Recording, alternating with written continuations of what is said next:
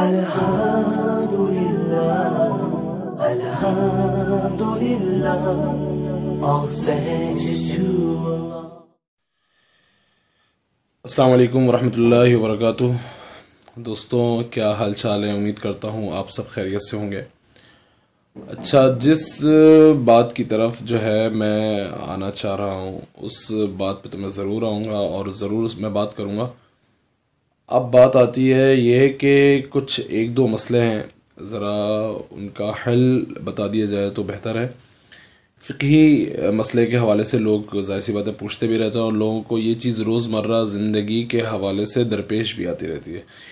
سب سے پہلا مسئلہ جو لوگ پوچھتے ہیں کہ جناب ہم جو ہے تعویذ پہنتے ہیں اور تعویذ پہن کے ہم جو ہے واش روم چلے جاتے ہیں، تو آیا کہ یہ جائز ہے ناجائز ہے؟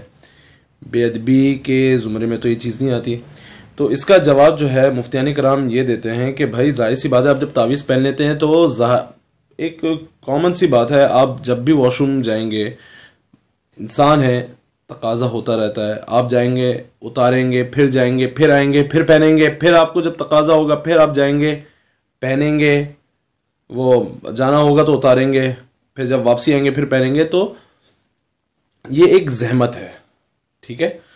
اور اس کا جو ہے آپ پہن کے جا سکتے ہیں، کوئی اس میں حرج کی بات نہیں ہے، کیونکہ تعویذ جو ہوتا ہے اس کے اندر جو چیز لکھی ہوئی ہوتی ہے وہ بھی کپڑے کے اندر لپٹا ہوا ہوتا ہے. تو اس واسطے اس کے اندر کوئی بھی بے ادبی کا جو ہے وہ عنصر نہیں پایا جاتا. تو جو ساتھی یہ پوچھتے ہیں کہ ہم اس طرح کر سکتے ہیں، جا سکتے ہیں واش روم میں تعویذ پہن کے، تو بالکل جا سکتے ہیں، کوئی حرج کی بات نہیں ہے.